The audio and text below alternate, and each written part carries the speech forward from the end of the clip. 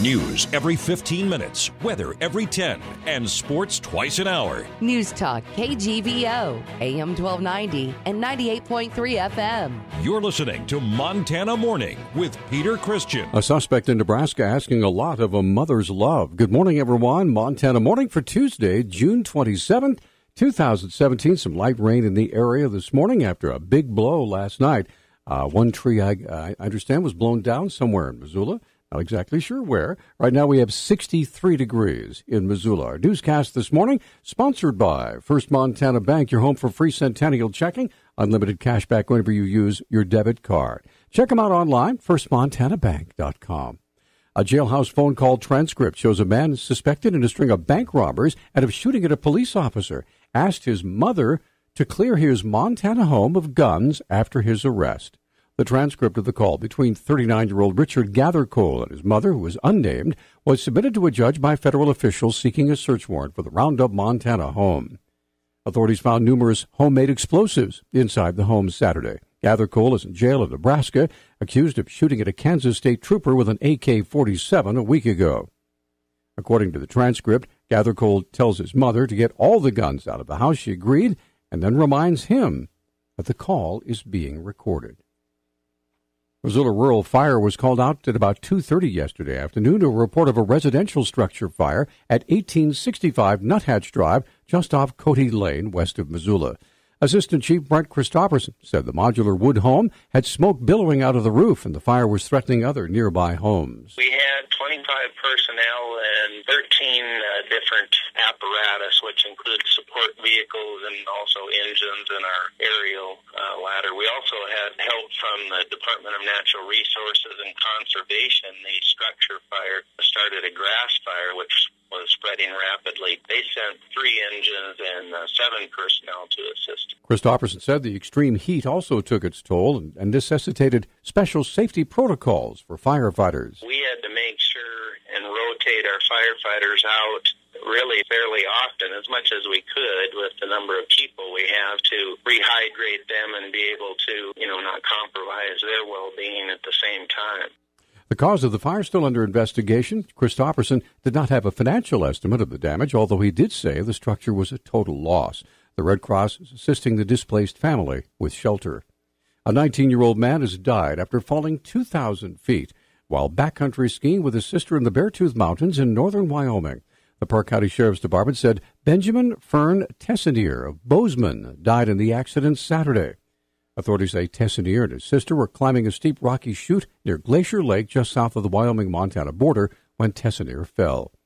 His sister had stopped about 1,000 feet up the chute while Tessinier continued to climb another 1,000 feet before he fell. Tessinier died from apparent head and chest trauma. He was not wearing a helmet. Backcountry skiing is common in the Beartooth Mountains where snow still remains high up in the mountains.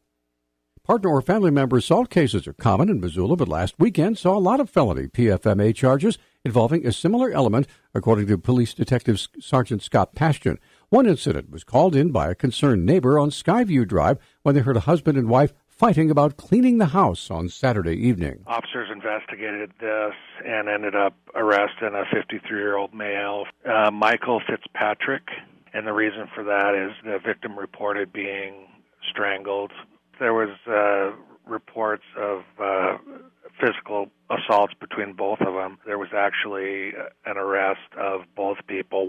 The wife in the case also received a misdemeanor charge of assault near midnight on the same Saturday. Police were called out yet again to a totally different residence. Patrol officers responded to the 1800 block of Stoddard for the report of a disturbance. And upon arrival and further investigation, they arrested a 28-year-old Justin Corbine for aggravated assault and partner family member assault. The important element here was the report of a strangulation. Then on Sunday, a third man was charged with a number of crimes stemming from a strikingly similar situation. They arrested 40-year-old Matthew Boland for partner family member assault, aggravated assault, and tampering with a communication device.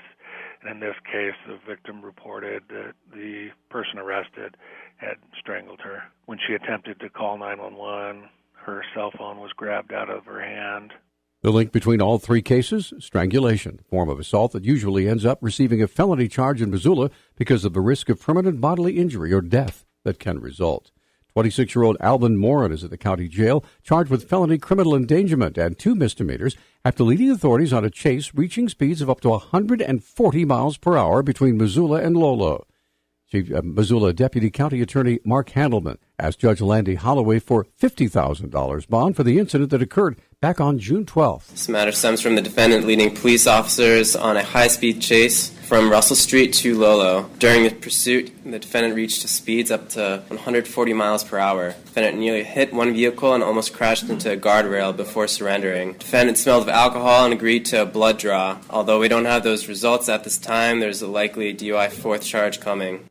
Handelman said Morin has a lengthy criminal record. Convictions for arson, auto theft, 2 burglaries, accountability for burglary, criminal endangerment, and criminal mischief. He has already had his probation revoked and was sentenced to an active DOC time in some of those other cases. The defendant is a huge risk to the community and a major flight risk given he is willing to lead officers on a dangerous pursuit in order to avoid apprehension. Since Morin was already on $10,000 bond from a prior offense, Judge Holloway set Morin's total bond at $25,000 and ordered him to appear again on July 7th.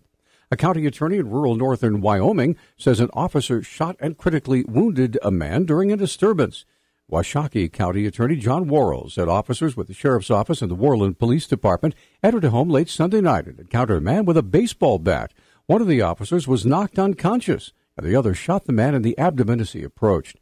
The Billings Gazette reports both officers were treated at a local medical center. The suspect was flown to Billings in critical condition. His name has not been released. Western governors are meeting in Whitefish this week. Today, in fact, Whitefish native and Interior Secretary Ryan Zinke is set to address the gathering later today. At a rally in Depot Park, not far from where Zinke will be speaking yesterday, Jennifer Rocalla, Executive Director of the Center for Western Priorities, challenged Zinke to protect national monuments. Although Secretary Zinke likes to talk about following in the footsteps of Teddy Roosevelt, his actions so far make it clear that his real role model is James Watt, the Interior Secretary who promised only to drill more, mine more, and cut more across America's public lands. Whitefish Mayor John Mulfeld spoke of the importance of public lands to all Americans. We are living in a world where people thirst for quality of life, open spaces, and opportunities to recreate. So I urge the Montana delegation, both Democrats and Republicans alike, and Secretary Zinke, to honor our nation's conservation legacy and to not undermine our protected public lands and the public's right to enjoy them. Protesters say their message to Secretary Zinke and the Western governors is simple. Eliminating or shrinking national monuments is a dangerous path that's both unprecedented and, in their words, illegal. Finally, Senator Steve Daines isn't saying how he'll vote for the latest Republican plan to replace former President Obama's health care overhaul. The Congressional Budget Office estimates the Senate Republican health care bill would leave 22 million people uninsured in 2026 compared to Obama's law. Daines, a Republican from Montana, isn't expected to take a position before he holds a constituent teleconference coming up tomorrow. Our News Talk time now is 6:13. News Talk, KGVO. Missoula's official weather station. We start off cloudy today in Missoula with a chance of showers and thunderstorms, mainly before noon. Then it eventually starts to become sunny outside with a high near 78. Tonight, our low is 51. I'm Barrett Tryon for NBC Montana.